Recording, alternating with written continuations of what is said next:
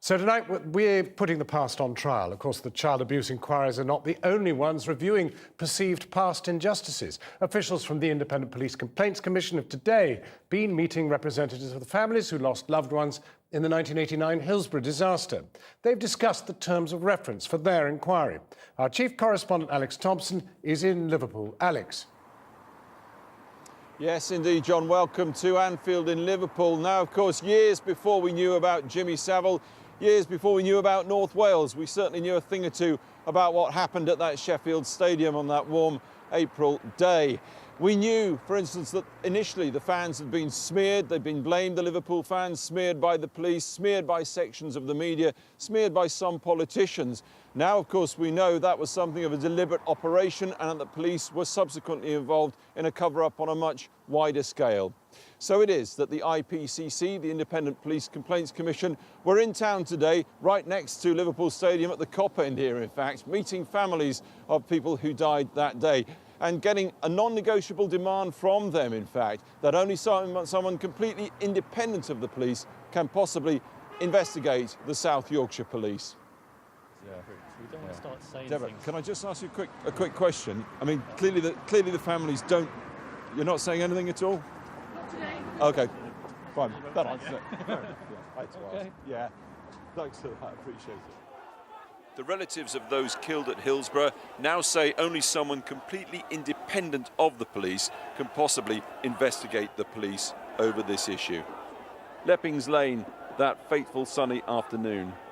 From this point, events would follow a dismal British pattern repeated after disasters again and again.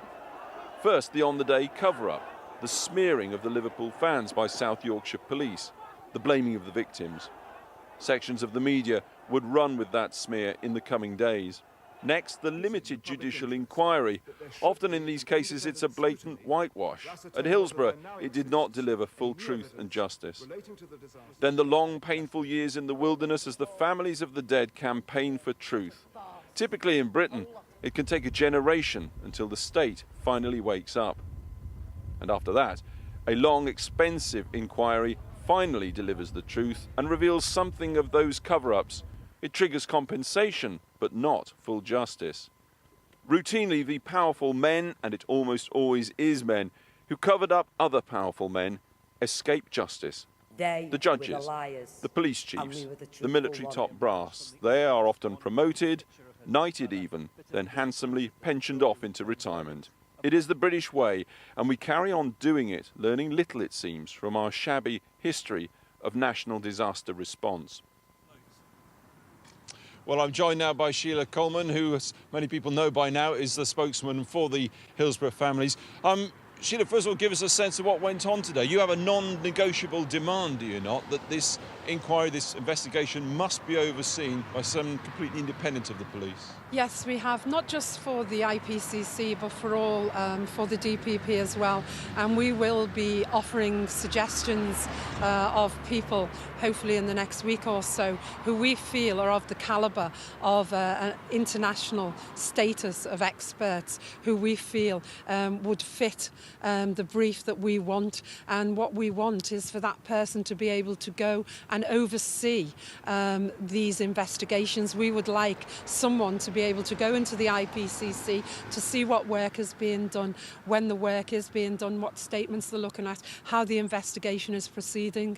And that to us is non-negotiable because we feel very strongly about this issue around transparency. But they're saying, can't do, it's not in our structure. So what did you say to them? Structures are there to be altered, and we will retain the pressure that we have been putting on them. The meeting itself was amicable, and the representatives from the IPCC responded to our questions. We asked in relation to the remit. They told us the limitations of their remit. They agreed with us on limitations, and that is our concern, and that, you know, sort of the track record of the IPCC, in our opinion, is not brilliant, and we have concerns about the scale tail of the Hillsborough investigation, that they can keep that going. They've assured us that they will be recruiting, etc. to that end. In relation to the investigations, they've reassured that, you know, Norman Bettison is still being investigated. We asked in relation to West Midlands Police, are there any officers, individuals that will be being investigated, because that is part of their remit. Right. We named Stanley Beachy because his name is in the public domain, is in the House of Commons, as a former senior police officer, former head of the Serious Crime Squad, as someone who should be singled out from the West Midlands Police, who has been a great part of the cover-up. Right, so clearly a lot of negotiation between you and the Yes, IPCC yet to happen. yes. Right, yes. Sheila, we'll have to leave it there. Thanks very Thank you. much indeed. That's Sheila Coleman from the Hillsborough families. And with that, back to you, John, in London. Alex Thomson in Liverpool. Now in